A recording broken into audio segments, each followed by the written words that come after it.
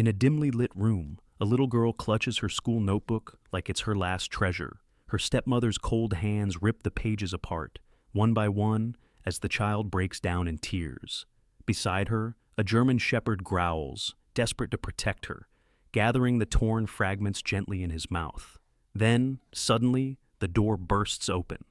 A father, still in uniform, stands frozen at the sight.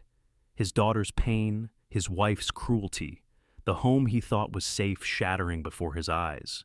Where are you watching from today? Drop a comment below, and may your day be filled with warmth, hope, and love. The small town of Ashford, nestled in the northern plains of Colorado, lay under the embrace of an early winter dusk. Snow had begun to drift again, not the heavy blizzards that swallowed barns whole, but soft veils that covered rooftops, muffled the streets, and dulled the neon glow of the few shops along Main Street. The Carter household stood on a quiet road at the edge of town, its windows glowing faintly against the pale blue haze. Inside, warmth flickered from the old furnace. Yet the air on the second floor felt chilled, as though the silence itself carried frost. In that silence sat Emily Carter, a 10-year-old girl confined to a wheelchair. Her chestnut brown hair fell in waves over thin shoulders, strands curling slightly as if they still remembered the touch of her late mother's hands. Her storm-gray eyes, larger than her face should have carried, were watchful yet weary, reflecting a burden too heavy for a child. Her legs, lifeless beneath a wool blanket, rested neatly but stiffly on the chair's footrests. Despite her fragility, Emily's spirit clung to numbers and words, pages of mathematics in her mother's old journal, both of which filled her world with a structure that life outside often denied her. She had the manner of a child older than her years, polite and soft-spoken, but quick to fold into herself whenever voices around her grew sharp. Beside her bed, a notebook lay open. Neatly lined rows of algebra filled the page, each number pressed carefully in blue ink. Emily gripped the pencil with both determination and tenderness, as though the answer to her loneliness could be hidden between variables. Her lips moved silently, rehearsing steps of calculation, her whispering voice sounding almost like a prayer. Across the room lay a figure sprawled on a faded rug. Rex, the Carter family's German shepherd. Rex was 6 years old, a powerful dog with thick black and silver fur and eyes the color of glowing amber. His ears stood tall, always alert, yet his body was relaxed near Emily. His left flank bore a faint scar, a memory of when he once chased down a burglar that tried to break into Jacob Carter's patrol car. That scar had not dulled his energy. Rather, it added to his aura of resilience. Rex was fiercely protective, especially toward Emily, sensing her vulnerability with uncanny precision. He had a playful side too. When with Jacob during morning jogs, he leapt like a pup. Yet in the stillness of Emily's room, he transformed into a silent guardian. The faint tick of a clock was broken by the creak of the door. Veronica Carter, Emily's stepmother, entered with the air of a queen inspecting her domain. Veronica was a woman in her late 30s, tall and statuesque with golden blonde hair, carefully styled into waves that framed her sharp face. She favored dresses of rich crimson or emerald, clothes that clung to her figure, and announced her presence before she spoke. To strangers in town, Veronica was charming, polished, and quick with laughter at community events. But within the walls of the Carter home, her charm turned brittle, cracking into cold disdain whenever her stepdaughter was near. Years earlier, Veronica's failed career as a stage actress had left her bitter. She had once believed the world owed her applause, and when the lights dimmed, she searched for power elsewhere. She found it in marriage to Jacob Carter, the respected chief of police in Ashford. Veronica's high heels struck the wooden floor like a metronome of dread. Her eyes landed on the open notebook in Emily's lap. "Still scratching those useless numbers?" she said, her voice laced with contempt. Emily shrank into the back of her chair, her fingers curling protectively around the pages. "Please," Emily whispered, her voice trembling but clear, "don't take it. It's all I have." Veronica's smile curled into something cruel. She strode across the room, her perfume a heavy cloud of roses and smoke. With one swift motion, she yanked the notebook from Emily's hands. The girl's cry pierced the room. Rex's ears pricked, a low growl rumbling deep in his throat. "Quiet, beast!" Veronica snapped, kicking lightly at the rug near Rex. The German shepherd rose onto his paws, fur bristling, amber eyes locked on her. But a sharp gesture from Emily, her fragile hand trembling, was enough to make him hold back, though the growl never ceased. Veronica flipped through the pages, eyes skimming the careful blue ink, then tore the notebook in half with a violent rip.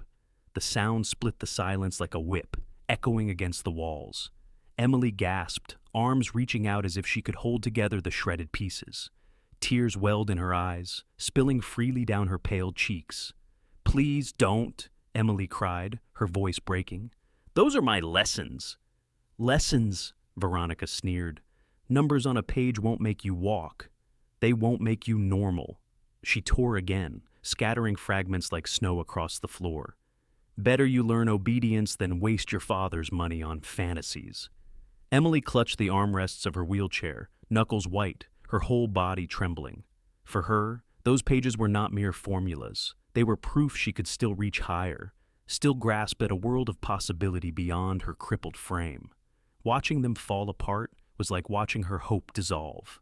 Rex lunged forward, jaws snapping close to Veronica's wrist, stopping just short. The warning was unmistakable. Veronica recoiled, her eyes flashing with fury, but the sight of those bared teeth made her hesitate. She turned sharply, shoving the remains of the notebook into the trash bin, and stormed toward the door. "Pathetic," she hissed before vanishing into the hallway, the echo of her heels fading. Emily bent forward, sobbing into her hands. Rex padded back to her side, nudging her arm gently with his, on muzzle. Then, as though guided by instinct, he began gathering the torn pieces from the floor, carrying each fragment carefully in his mouth and dropping it onto Emily's lap. Piece by piece, he returned them, until the notebook was a broken but complete pile of scraps before her. Emily stroked his head with shaking fingers, burying her face in his fur, whispering through her tears, "Thank you, Rex. Thank you." The room returned to silence, save for the sound of Emily's sobs and Rex's steady breathing.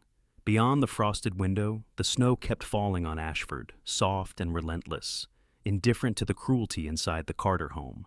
Yet in that silence, there was still a bond, child and dog, clinging to each other against the storm. Ashford was hushed under the weight of falling snow, street lamps glowing dim halos against the white night. On Main Street, the diner's neon sign flickered lazily, and across town, the Carter residence stood silent, its lights muted like a house that held its breath. Jacob Carter, chief of police of Ashford, pushed his patrol car into the driveway earlier than expected. Normally, his evenings stretched long into paperwork, reports, and radio calls. But tonight, a canceled meeting left him with the rare chance to return home before midnight. Jacob was in his early 40s, broad-shouldered with dark brown hair streaked with gray at the temples, cut short in military style. His storm-gray eyes had seen too much of both crime and sorrow, leaving him with a face weathered not just by years, but by burden.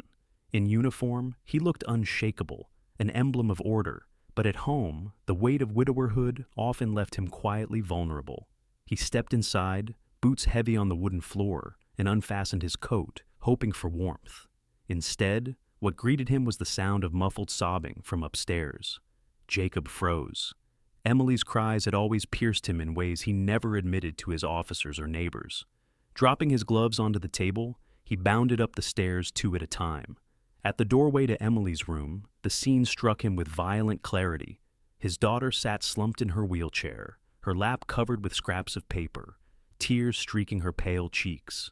Rex sat pressed against her side, ears flattened, amber eyes blazing toward the hallway where Veronica stood, arms crossed, her crimson dress almost glowing against the lamplight. "What the hell is going on?" Jacob's voice filled the room, low but thunderous. Veronica turned, her perfect posture momentarily faltering. "Jacob, you're home early. It's nothing." She was being disobedient, clinging to worthless papers. Jacob's eyes swept over the torn pages, then back to Emily. His hand trembled as he touched his daughter's shoulder. "Emily, who did this?" The girl opened her mouth, voice broken. "She took my notebook, Dad. She tore it all." Veronica's lips curled, half defensive, half defiant. It was for her own good. She wastes her time scribbling instead of resting. She needs discipline. Something in Jacob snapped.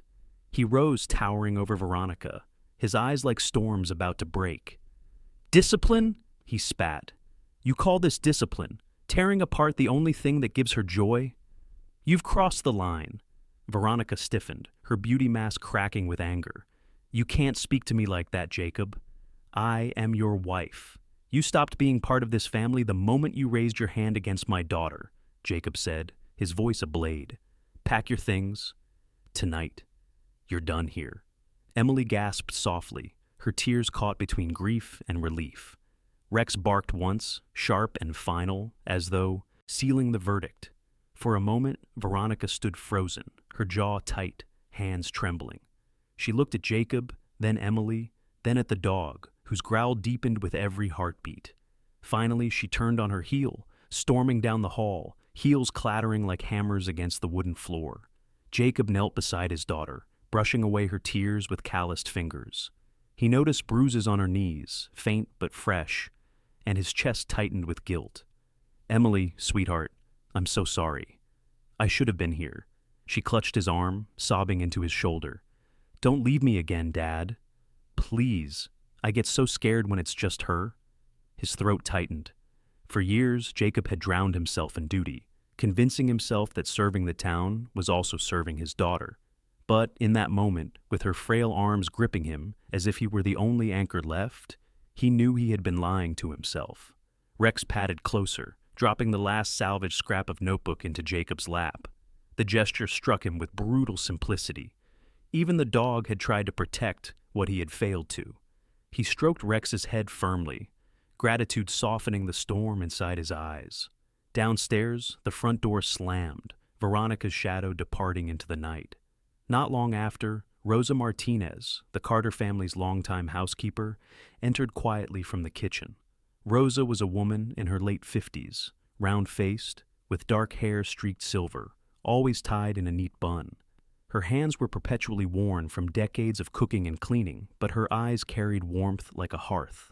She had worked for the Carters since Jacob's late wife was alive, and though Veronica often belittled her, Rosa stayed for Emily's sake. She stepped into the room with a folded blanket, her voice low. I heard shouting? Is everything all right? Jacob looked up, weariness written in his face. It will be, Rosa. She's gone. Rosa's eyes flickered relief, then settled on Emily with tenderness. She draped the blanket gently over the girl's shoulders. Good riddance, she muttered under her breath, before adding more kindly. I'll make you some tea, mi niña. Something warm, Emily managed a small nod, her tears slowing. That night, as the storm outside deepened, Jacob stayed by Emily's bedside. He read aloud from one of the few books that survived Veronica's cruelty, a children's anthology of stories about courage, its edges frayed, its pages softened by use. Emily clutched Rex's fur with one hand, her father's sleeve with the other. For the first time in months, she fell asleep without fear. Downstairs, Jacob sat in the darkened living room, his head in his hands. Rex lay at his feet, gaze steady, the watchdog of a fragile home trying to heal. Jacob's thoughts churned with questions. How many moments like tonight had he missed? How many cries had gone unheard because he had been chasing duty instead of fatherhood? As he leaned back, eyes heavy, he made himself a vow whispered into the silence. No more, Emily. I'll never let you face her alone again. Rex lifted his head at the sound, ears twitching, as though affirming the oath. And though the night pressed cold and heavy against the house, within those walls, something had shifted. The Carters, father, daughter, and their steadfast dog, were no longer fractured pieces, but the beginning of a bond reforged. The first Monday after Veronica's departure dawned with skies of brittle gray. Snow piled along the sidewalks like tired walls. Ashford Elementary School, a red-bricked building with tall windows frosted over, stood at the center of town. The bell's metallic clang carried through the chill, summoning children wrapped in puffy coats and scarves. Some ran laughing into the yard, their boots scattering snow. Others stood in clusters, whispering the latest stories. Emily Carter, wrapped in a heavy navy coat with mittens too large for her small hands, wheeled her chair through the school gates. Her cheeks were pale against the wind, her storm-gray eyes fixed forward with quiet determination. Beside her walked Jacob Carter, who for the first time in months insisted on personally escorting her to school. He wore his uniform, though his coat was buttoned high and his cap pulled low. It was both a shield of authority and a declaration that he would not hide anymore. At his side trotted Rex, the 6-year-old German shepherd, his thick black and silver coat dusted with snowflakes. The leash hung loosely in Jacob's hand, but the dog seemed to move in rhythm with Emily's wheels, protective as ever. Children's eyes followed them as they crossed the yard. Whispers spread quickly. "That's the girl they say got abandoned," one boy muttered. Another giggled. "Her dad only keeps her because he's the sheriff." The words floated sharp as icicles, though Emily kept her head high. Among the cluster of students was Mateo Rivera, a boy of 10 with dark tousled hair and a sturdy frame. His brown eyes held an unusual steadiness for his age. Mateo came from a hard-working Mexican-American family who ran a small grocery on Oak Street. Known among classmates for his quiet loyalty, he had been Emily's neighbor since kindergarten, but rarely spoke much, preferring action to words. As he saw her struggling up the ramp, he broke from the group and hurried forward, placing his hands on the wheelchair handles. "Let me help," he said simply. Emily glanced at him, hesitant, then nodded. Inside the school, fluorescent lights buzzed overhead. The scent of chalk and disinfectant lingered. In the classroom, the students removed coats and scarves, laughter bouncing off the walls. At the front stood Mr. Harold Green, their mathematics teacher. Green was a man in his early 50s, tall but wiry, with thinning gray hair slicked back and spectacles that glinted beneath harsh light. He had the demeanor of someone who prized rules above compassion. His sharp jawline and pinched lips made his expressions perpetually stern. Years earlier, his son had failed out of college despite Harold's strict upbringing. The humiliation lingered in him, making him harsher toward children who showed either weakness or unusual brilliance. He distrusted both. When Emily wheeled herself into the classroom, the chatter dulled. Several students stared openly, some with pity, others with ridicule. Mr. Green's eyes flickered briefly to Jacob, who gave a curt nod before leaving. The door shut with finality. "Take your seat, Miss Carter," Green said, his voice clipped. Emily rolled forward, her wheels creaking faintly. She felt the weight of every gaze, whispers brushing her ears. At her desk, she pulled out a fresh notebook Jacob had bought her, its crisp pages still unmarked. Her fingers trembled slightly as she opened it. The lesson began, chalk-scratching equations onto the board. Green's monotone voice filled the room, dissecting fractions and algebraic variables. When he asked for volunteers, silence met him. Then a voice from the back sneered, "Why not ask Emily? She has nothing better to do than scribble numbers all day." Laughter rippled. Green did not silence it. Instead, he adjusted his glasses. "Perhaps that is a good idea. Miss Carter, come solve this." He pointed at a problem that sprawled across the board, complicated for their level, something even the brightest hesitated to touch. Emily froze. Her breath came shallow, but then she felt Rex's absence keenly. Jacob had tied him outside for class time.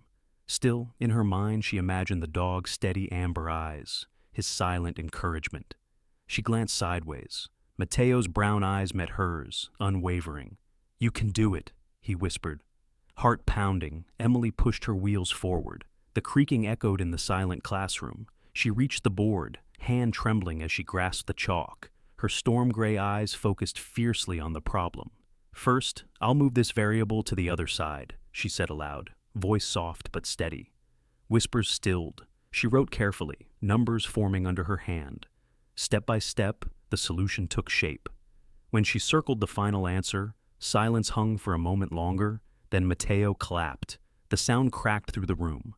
Others hesitated, then joined. Soon applause filled the space. Emily turned, breathless, cheeks flushed. For the first time, she wasn't shrinking under stares. She was standing, though still in her chair. Mr. Green's lips tightened, his pride stung. But he could not argue the correctness. "Sit down," he said curtly, though his eyes betrayed a flicker of unease. Back at her desk, Emily's heart still raced. A girl across the aisle, Lila Thompson, small with freckles and curly auburn hair, leaned toward her. Lila had a sweet but timid nature, often swayed by peer pressure. "That was amazing," she whispered shyly. Emily managed a faint smile, her eyes bright despite the tears that threatened. At recess, the yard filled with noise again. Emily wheeled herself near the bench by the snow-covered oak tree. Mateo sat beside her, unwrapping a sandwich. "Don't listen to them," he said, his tone plain but fierce. "They only talk because they don't know how strong you are." Before Emily could reply, a cluster of boys approached, led by Hector Collins, a lanky child with a mischievous grin. His father owned one of the car dealerships in town, and Hector carried himself with arrogant ease. He stopped in front of Emily. "So you think you're smart? Solving numbers won't change the fact you can't even stand." His words stung, laughter spilling from his friends. Mateo jumped up, fists balled. "Leave her alone, Hector." The tension crackled. Snow crunched under boots. Then, from the fence, Rex barked loudly, a deep growl rolling through the air. The boys startled, stepping back. Hector muttered something under his breath and retreated. Emily exhaled shakily, gratitude flooding her face. The bell rang again, pulling them inside. But something had shifted. Emily's quiet defiance, Mateo's loyalty, and Rex's vigilant bark had carved a line in the snow. She was no longer invisible, and the whispers, though still cruel, could not erase what her classmates had seen. That evening, Jacob returned to fetch her. He listened as she told him, voice glowing with pride, how she solved the problem. Jacob bent down, his storm-gray eyes softening. "That's my girl," he murmured, pressing his hand gently against her shoulder. Rex wagged his tail, nudging Emily's chair, as though to say he had always known. And so, though shadows of gossip still clung to the school, a seed of courage had taken root in Emily's heart. In the heart of Denver, 2 hours south of Ashford, a downtown hotel bar hummed with muted conversations and the clink of glasses. Veronica Carter sat alone at a corner table, her crimson dress slightly wrinkled from restless nights, her golden hair no longer perfectly set, but still falling in striking waves over her shoulders. Her once confident poise had hardened into something brittle, a mask barely covering the simmering humiliation of being cast out from the Carter home. The bitterness inside her had festered into resolve. If Jacob had chosen his crippled daughter and that mutt over her, then he would pay dearly. The man who approached her table carried an aura of practiced confidence. Victor Harlan, mid-40s, tall with slick black hair combed back and a neatly trimmed goatee, wore a tailored navy suit that gleamed under the bar lights. His steel-blue eyes were sharp and calculating, the kind that searched for weaknesses before a word was spoken. Victor was a corporate attorney known for his ruthless tactics, representing clients willing to cut corners or bend truth in exchange for victory. Raised in poverty, he had once been mocked for his worn shoes and patched jackets. Now, he took pride in wearing only the most expensive suits, convinced success meant crushing those who once scorned him. "Mrs. Carter," Victor said smoothly, sliding into the seat opposite her. "Or should I say Miss Carter again?" His smirk revealed teeth too white to be natural. Veronica's fingers tightened around her wine glass. "I didn't come here for jokes." "No," Victor replied, voice velvet over iron. "You came here because humiliation is a sharp wound, and wounds like yours, they cry out for vengeance." Her golden hair fell across her face as she leaned closer. "I want Jacob ruined. He paraded me out like trash in front of his brat. He chose that child over me." Victor tapped his glass with one finger, calculating. "The town worships him as their noble chief of police. But heroes always have cracks. All it takes is the right story to widen them." Veronica's lips curled into a smile, cruel and hungry. "Then we give them one. I know a reporter who will devour anything scandalous." The reporter in question was Camilla Price, a 30-year-old journalist with a restless edge.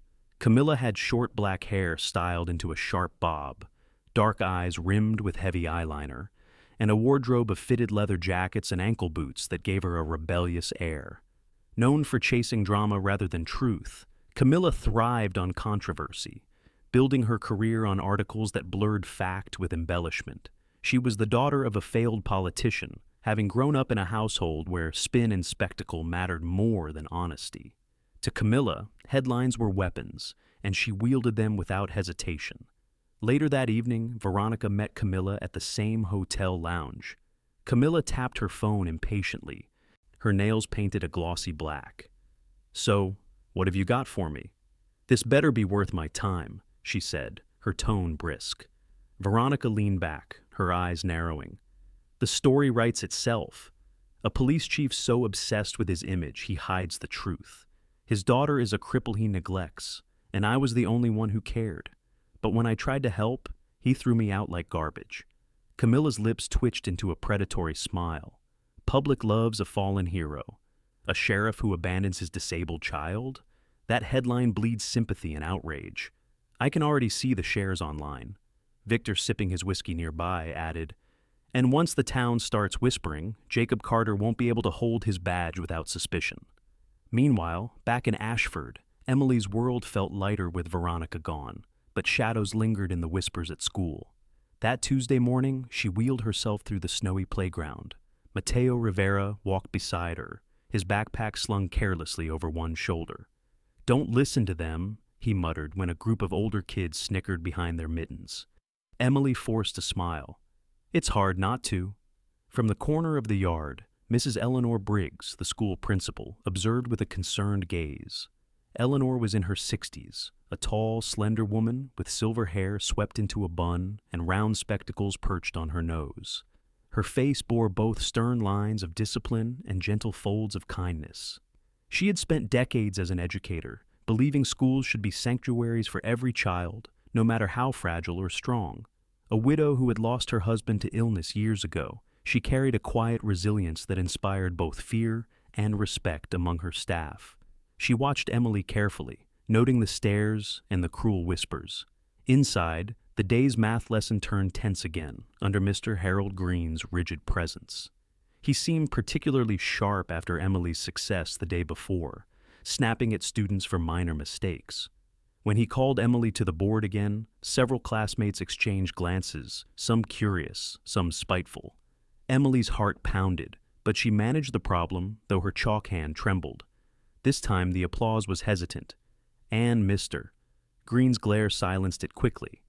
At lunch, Mateo shared his sandwich with her, while Lila Thompson sat nearby, nervously picking at her apple slices. "You're brave," Lila whispered to Emily. "I wish I could do that." Emily blushed. "It's not brave if you're shaking the whole time." "But you did it anyway," Mateo said firmly, as if closing the debate. Across town, Jacob worked through paperwork at the station, though his mind never drifted far from Emily. The office smelled faintly of coffee and old wood, the radio crackling with dispatch updates. His officers greeted him with respect, though he noticed subtle glances. News of Veronica's departure had clearly begun to spread. The whispers hadn't reached scandal yet, but Jacob sensed storm clouds gathering. That evening, when he returned home, Emily was sketching quietly in her notebook at the kitchen table. Rex lay stretched at her feet, his tail thumping lazily against the floor. Rosa, the housekeeper, stirred a pot on the stove, the aroma of chicken soup filling the air. Jacob kissed the top of Emily's head gently. "How was school?" Emily hesitated, then said softly, "I did the problem." But people still stare. Some whisper. Jacob's jaw tightened, storm-gray eyes hardening. He pulled a chair and sat across from her. "Whispers are just wind, Emily. They pass, but truth stands." Rosa glanced back, her dark eyes full of maternal concern. "She needs more than words, Jacob. She needs you there, visible. Let them see you're not hiding." Her Jacob nodded, the weight of her advice pressing heavy. That night, as Emily fell asleep, Rex curled beside her bed, his warm body pressed close. Jacob stood at the doorway, watching his daughter's breathing steady. He knew Rosa was right. If Veronica and her allies had begun their war with whispers and ink, he would need more than duty to shield Emily. He would need to be present fully, not as the chief of police, but as a father who would never bend to lies. And in the heart of Denver, the first drafts of Camilla's article were already forming, words sharp as knives, waiting to cut their way into Ashford. The following Saturday, Ashford's sky was sharp and clear, the sun cutting through the winter air with a cold brightness that seemed almost deceptive. Jacob Carter steered his old Ford toward the county rehabilitation center, the tires crunching on snow-packed roads. Beside him in the passenger seat sat Emily, bundled in her navy coat, her storm gray eyes wide with nervousness. In the back, Rex stretched across the seat, his amber eyes alert, head resting near Emily's shoulder, as if to lend her strength. The rehabilitation center was a low brick building, its glass doors fogged from the warmth inside. Posters of children smiling during therapy lined the hallway, their bright colors a sharp contrast to the antiseptic smell. Inside the main therapy gym, sunlight poured through wide windows onto polished floors. Mats, walkers, and exercise bars stood arranged in neat rows. Waiting for them was Dr. Sarah Whitmore, a physical therapist in her early 40s. Sarah was tall and slender, her auburn hair tied into a practical ponytail, and her blue eyes carried both sharp intelligence and patient kindness. Years earlier, she had torn a ligament as a competitive runner, ending her athletic dreams. Instead of bitterness, she found purpose in helping others regain strength. She spoke with calm authority, often encouraging her patients not with false cheer, but with steady reminders that progress was built on persistence. "Chief Carter," she greeted warmly, then bent to Emily's level. "And you must be Emily. I've heard you're as determined as they come." Emily's cheeks flushed. I try." Rex gave a soft bark, tail thumping. Sarah chuckled, crouching to stroke his thick fur. "And you brought your coach. Good. I like dogs. They never let you give up." Jacob wheeled Emily to the parallel bars. Sarah knelt beside the girl, adjusting the braces on her thin legs. "We'll start simple. Just standing. Your father will support you from behind. You'll lean on the bars, no rushing, just feel the ground beneath your feet again."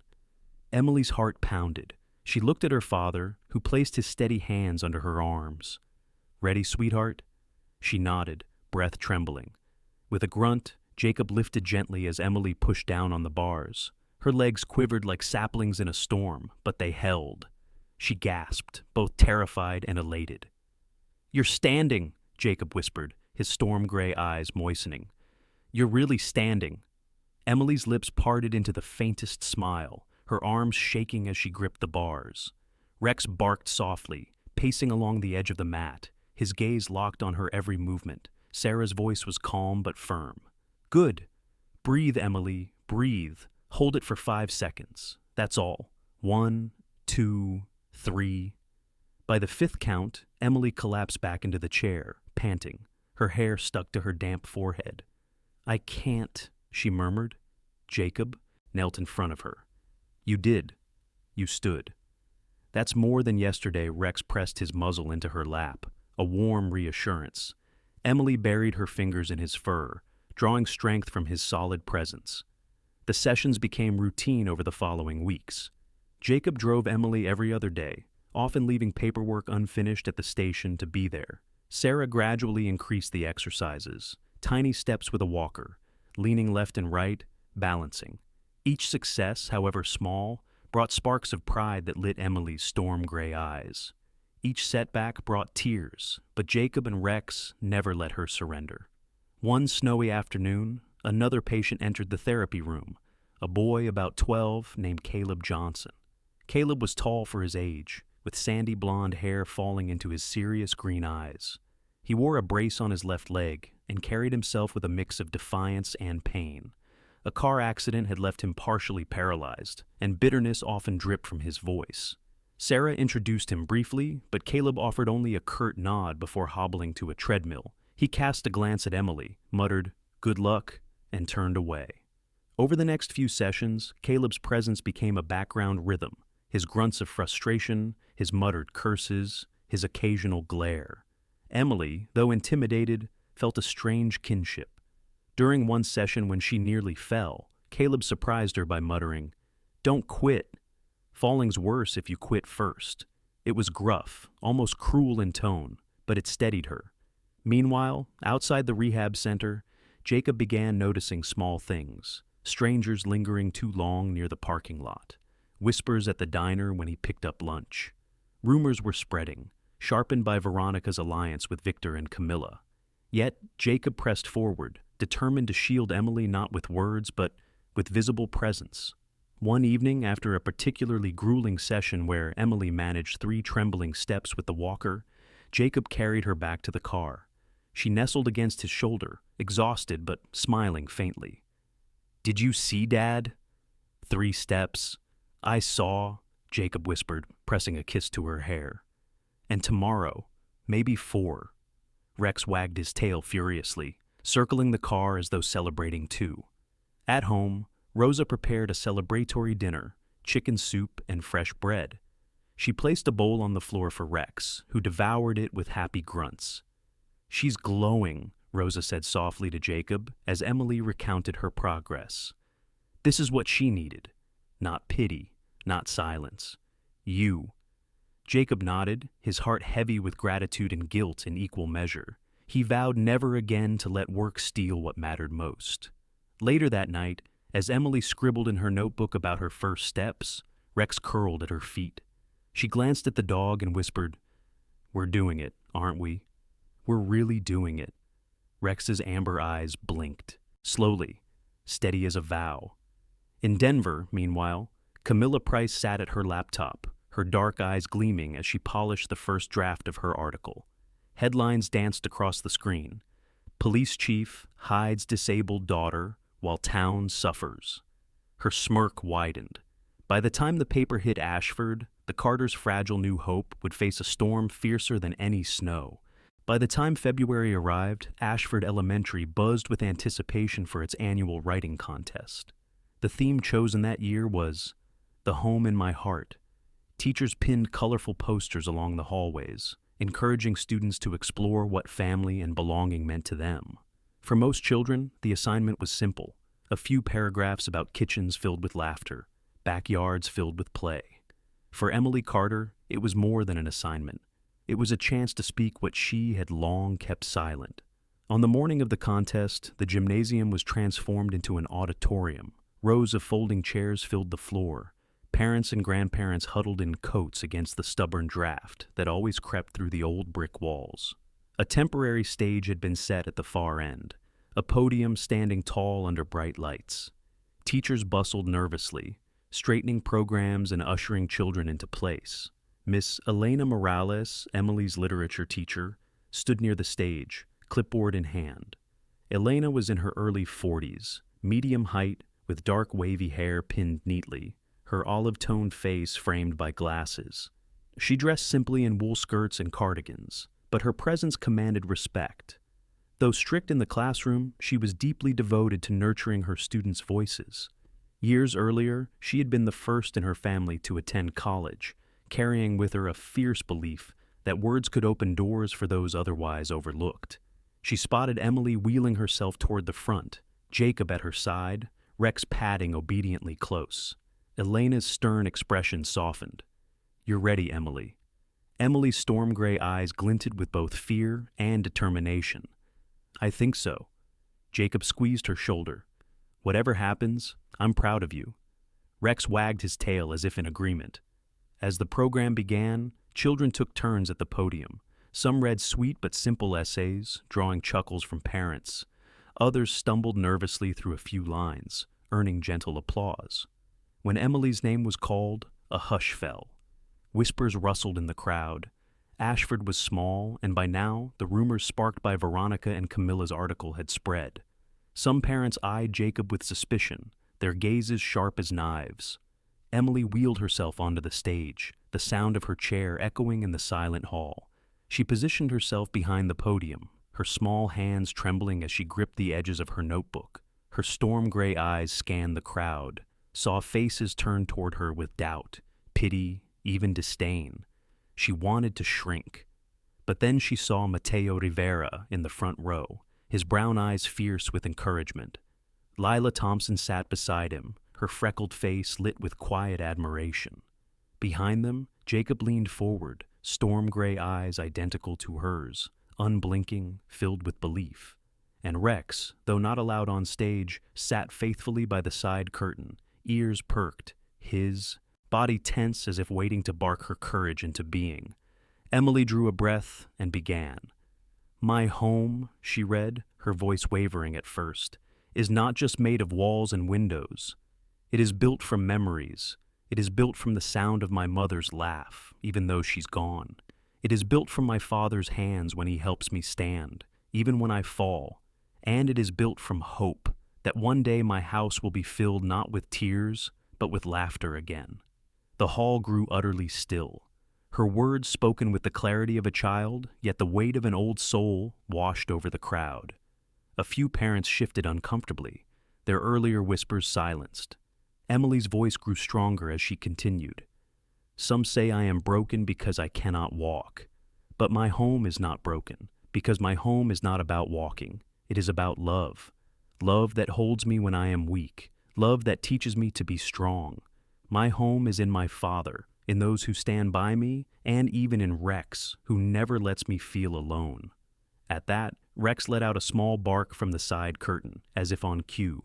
The hall rippled with nervous laughter, then softened into warmth.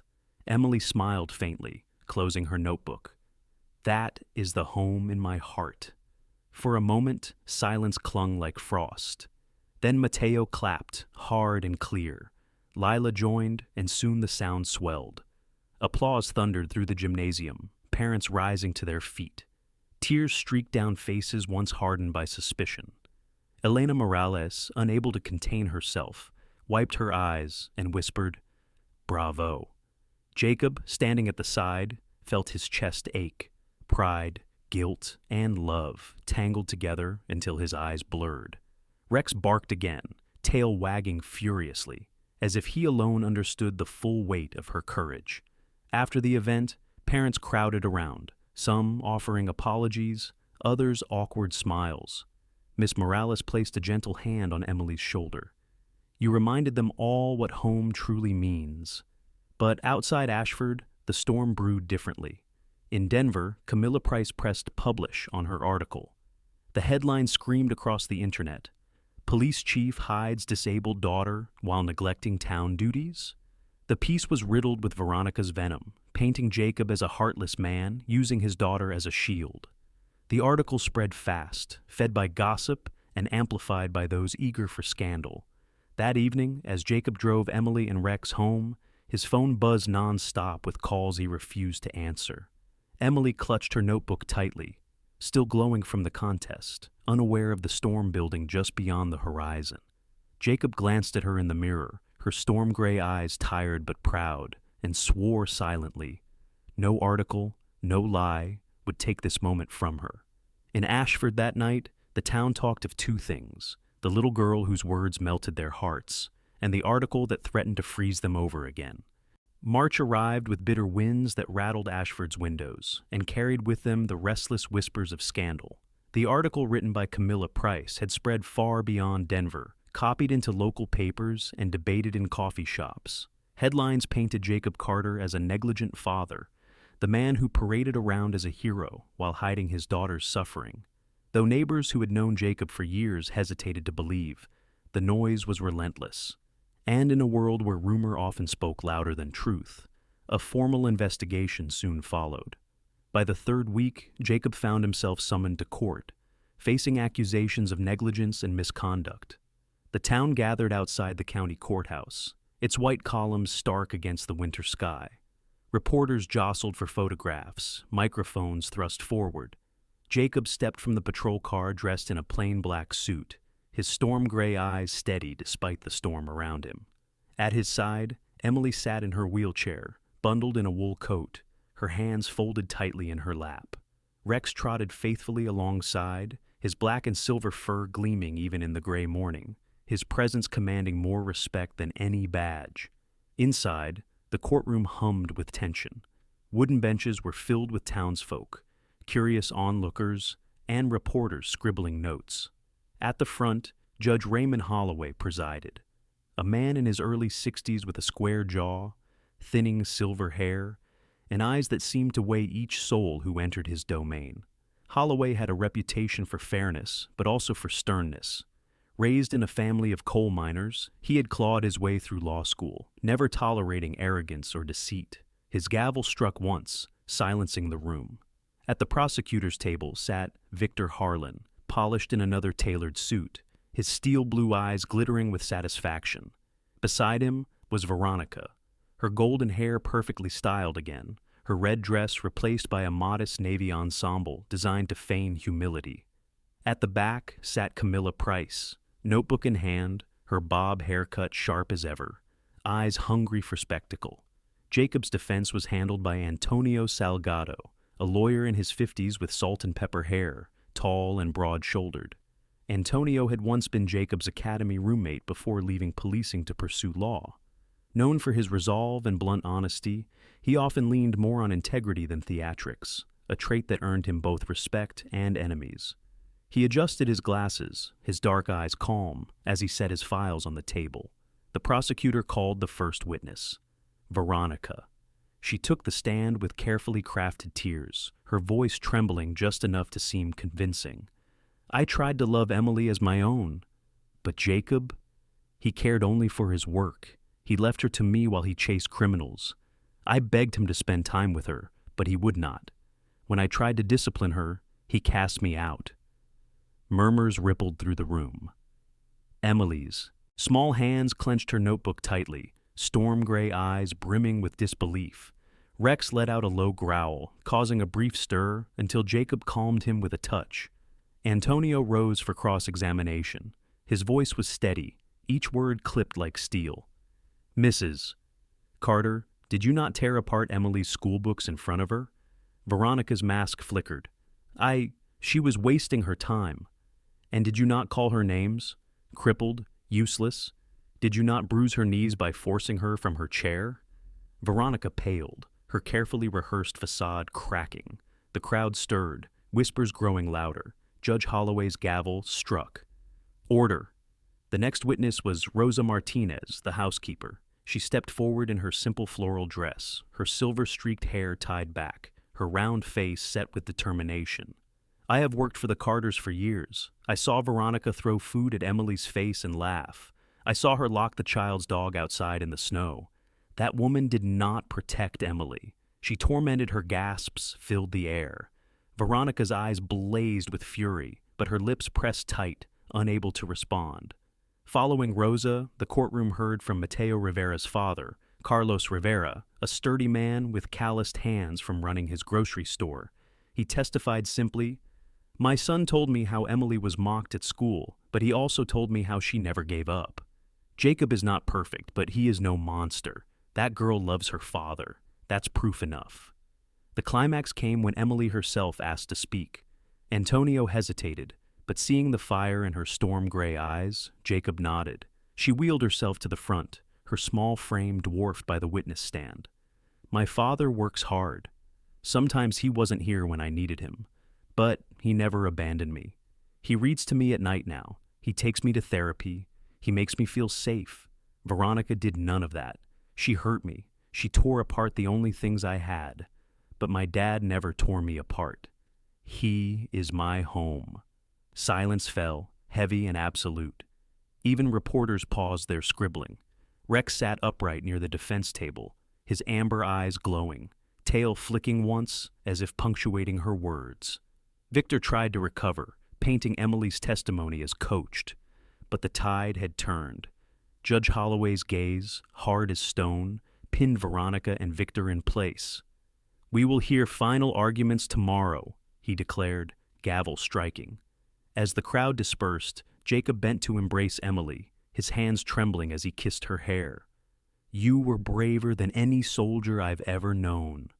Rex nudged her chair, tail wagging, his soft growl echoing like applause. Outside the courthouse, reporters clamored for statements, but Jacob shielded Emily, guiding her toward the patrol car. In the gathering dusk, whispers no longer sounded like daggers, but like the shifting of a crowd that had begun to see truth. And though verdict had yet to be declared, the Carter family had won something greater that day, the respect of those who mattered most. The morning of the final hearing broke with a pale blue sky stretched thin over Ashford. A biting wind swept through the courthouse steps where townsfolk had already gathered, their coats pulled tight, breath clouding the air. Reporters clustered near the entrance, cameras poised like vultures ready to capture either triumph or downfall. Inside, the atmosphere was taut with expectation. The wooden benches creaked under the weight of spectators, and whispers swirled until Judge Raymond Holloway entered, his gavel striking once to restore order. At the defense table, Jacob Carter sat straight-backed in a dark gray suit, his storm gray eyes focused, though the shadows under them revealed sleepless nights. Beside him, Emily sat in her wheelchair, bundled in a soft wool dress of pale blue, her storm gray eyes wide but resolute. Rex lay stretched protectively at her feet, ears pricked, amber eyes watching every movement in the room. Across the aisle, Veronica perched stiffly in her chair, dressed in somber black as though mourning. Her golden hair, usually cascading with careless glamour, was pulled into a tight bun, her painted lips pressed into a thin line. Victor Harlan leaned toward her, whispering strategy, but the usual confidence in his steel blue eyes was tempered now by unease. The tide of the courtroom had shifted against them after Emily's testimony, and he knew it. Judge Holloway's voice was firm. After careful consideration of witness testimony, presented evidence, and the character of those involved, this court delivers its judgment. His sharp gaze swept across the room, pausing on Veronica, then Jacob, before settling on the audience. Veronica Carter is found guilty of emotional abuse and defamation. She is hereby ordered to vacate the Carter residence permanently and is barred from contact with Emily Carter. Gasps rippled through the courtroom. Veronica's face drained of color, her manicured hands clutching the edge of the table until her knuckles whitened. Judge Holloway continued, his voice like iron. As for Chief Jacob Carter, this court finds no evidence of negligence toward his daughter. To the contrary, testimony has shown him to be a devoted father who has acted in her best interest. The accusations levied were malicious and unfounded. Relief washed over Jacob, his breath leaving in a shudder. Emily clasped his hand tightly, her storm gray eyes welling with tears of joy. Rex barked once, a deep, resonant sound that echoed through the chamber, startling laughter from the benches. Judge Holloway allowed himself the faintest smile. It seems even the dog approves. When the session ended, the crowd spilled onto the courthouse steps. Reporters fired questions, flashes bursting like lightning. Jacob shielded Emily with his body, but this time, instead of hostility, many townsfolk reached out with words of support. "We knew the truth, Chief," one old farmer said, tipping his hat. "Glad it's settled." Among the gathering was Mayor Helen Graves, a woman in her late 50s, short and sturdy with cropped silver hair and sharp green eyes. Known for her pragmatic leadership, she had once been a schoolteacher before entering politics. She stepped forward, her voice carrying authority. "Chief Carter, your service to this town is not forgotten, and your daughter's courage has reminded us all what resilience looks like. We stand with you." Emily's cheeks flushed with pride as the mayor bent slightly to address her directly. "Young lady, your words at the contest stirred hearts beyond this town. You have given us all something to aspire to." Later that afternoon, the community gathered at Ashford's small civic hall for an impromptu celebration. Neighbors brought casseroles, pies, and coffee. Children ran between the tables, laughter bouncing off the rafters. Jacob sat among them, Emily at his side. Rex sprawled on the floor, receiving more pats than he could keep up with. During the gathering, the mayor called for quiet. She held up a polished plaque etched with simple words, "To Rex, the steadfast guardian, whose loyalty never wavered."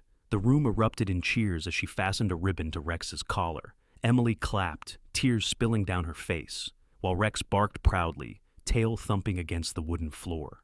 Among the crowd was Dr. Sarah Whitmore, the therapist, who had driven from the county center to witness the moment. Her auburn hair glinted in the hall lights as she approached Emily. "Keep walking, little one," she said warmly. "Today is proof the world can change if you keep standing tall inside." Even Caleb Johnson, the boy from therapy, had come with his mother. He leaned on his crutch awkwardly, green eyes avoiding direct contact. But when he passed Emily, he muttered, "Good job, Carter." "Guess we're both tougher than people think." It was as close to praise as Caleb knew how to give, but Emily's smile showed she understood. As evening fell, Jacob carried his daughter to the car. The courthouse, once a place of fear, now stood behind them like a fortress conquered. Emily leaned against his shoulder, whispering, "We won, didn't we?" He pressed a kiss to her hair. "Yes, sweetheart, We did. Rex leapt into the back seat, curling into his place with the ribbon gleaming on his collar. For the first time in months, Jacob allowed himself to believe the storm had broken. And though challenges lay ahead, the Carter family stepped into the night, no longer burdened by shadows, but guided by the warmth of truth and the strength of their bond. Spring crept into Ashford quietly, melting the last of the winter snow into rivulets that ran along the gutters and pooled in the dirt roads. The Carter home, once weighed down by silence and shadows, now carried the sounds of life again. Clinking dishes from the kitchen, the thump of Rex's tail against the floorboards, the soft scratch of Emily's pencil moving across paper. Jacob Carter had begun rearranging his life in ways the town noticed. He left the police station earlier, delegating tasks he once hoarded. His storm-gray eyes, once perpetually shadowed by exhaustion, now carried a steadier warmth. He spent evenings not buried in reports, but seated at the old oak dining table beside his daughter, watching her fill pages of a new journal with poetry, sketches, and fragments of memory. Emily Carter had grown in spirit since the trial. At 11, she still bore the fragility of her body, her thin legs encased in braces, but her storm-gray eyes now gleamed with resilience. Each day she wheeled herself into the living room, Rex padding beside her, and announced the small victories of therapy. 2 more steps without collapsing, 5 seconds longer holding the bars, a straighter spine when she stood. Every accomplishment was recorded carefully in her journal. That evening, Emily sat by the window, with the fading sunlight brushing her chestnut-brown hair. She wrote slowly, her lips moving with each word she scribbled. When the house was silent, I thought I had no home. But now I know. Home isn't walls or windows. It's my father's laughter, Rex's bark, Rose's soup simmering, and my own courage to believe. She glanced down at Rex, who rested his massive head on her lap, amber eyes glowing with gentle pride. "What do you think?" she asked. Rex huffed softly as though approving every word. In the kitchen, Rosa Martinez stirred a pot of stew, humming under her breath. The lines on her round face had softened in recent weeks, her dark eyes brighter now that peace had returned to the household. She had lived many years in the Carter home, first as an employee, then as something closer to family.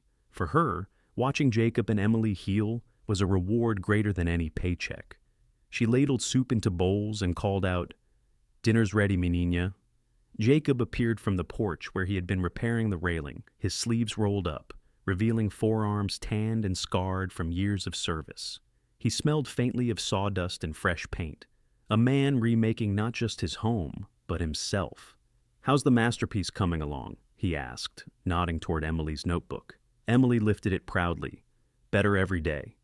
After dinner, Jacob took Emily for a walk in the backyard, her wheelchair bumping gently over the grass as Rex bounded ahead. The garden, once neglected under Veronica's reign, now showed signs of revival. Daffodils Rosa had planted peeked through the soil, and a swing Jacob hung. From the old oak tree swayed gently in the breeze. Emily laughed as Rex leapt at the swing's shadow, his black and silver fur catching the twilight glow. It was a laugh Jacob hadn't heard in years, and it wrapped around him like a promise fulfilled. The next Sunday, Ashford's community held its spring fair on Main Street. Stalls lined the sidewalks, selling baked pies, handmade crafts, and jars of honey. Children ran between booths clutching balloons, while fiddlers played lively tunes. Jacob wheeled Emily through the fair, Rex trotting beside them, with his ribbon still fastened to his collar. People greeted them warmly now, offering smiles instead of whispers. "Good to see you out, Chief," one shopkeeper said. "And you too, young lady. We're proud of you." At one stall, Emily spotted Mrs. Eleanor Briggs, the school principal, her silver hair pulled neatly into a bun. She was buying handmade bookmarks, but paused when she saw them. "Miss Carter," she said, her stern face softening, "your essay has been reprinted in the county newsletter. You've given many people hope." Emily blushed, her thin fingers gripping her journal tighter. "Thank you, Mrs. Briggs." Nearby, Caleb Johnson from therapy shuffled on his crutch, his sandy blonde hair falling into his eyes. He smirked awkwardly when he saw Emily. "Still walking more than me, Carter. Guess I need to catch up." His words, though blunt, carried an undercurrent of camaraderie. Emily grinned, replying, "Then don't quit." Caleb rolled his eyes but smiled faintly as he limped away. Later, during the fair's closing, the mayor stepped onto the small stage and called for attention. "Ashford has endured whispers, storms, and trials," she declared. "But we have also witnessed courage in a young girl who reminded us what home truly means, and in the loyal guardian who stood by her." She gestured to Rex, who barked on cue, sending ripples of laughter through the crowd. Emily beamed, pride swelling in her chest. That evening, back at home, Jacob carried Emily upstairs. She settled into bed with Rex curling at her feet, the journal open across her lap. Jacob placed a cup of hot cocoa on the bedside table and sat beside her. "What are you writing now?" he asked softly. Emily's cheeks glowed as she showed him. On the page were simple lines in her careful handwriting. "The house I live in is no longer silent. It sings with voices, with love, with the sound of footsteps I will one day take again. The home in my heart is full." Jacob's throat tightened. He kissed her forehead, whispering, "You've rebuilt more than this home, Emily. You've rebuilt me." Rex thumped his tail, eyes closing in quiet approval. The night wrapped around them in peace, no longer heavy with fear, but alive with promise. And though scars would remain, both visible and hidden, they were no longer chains. They had become proof of survival, of love, tested and found unbreakable. The Carter home, once fractured, now glowed with warmth, laughter, and the steady heartbeat of a family made whole again. In the end, this story reminds us that even in the darkest valleys, the light of God's love can break through. What seemed like despair for Emily became a testimony of courage, loyalty, and the quiet miracles the Lord sends into our lives. Just as he used a father's love and a faithful German shepherd to protect and restore a broken home, he can work through the ordinary moments of our daily lives to bring healing, strength, and hope.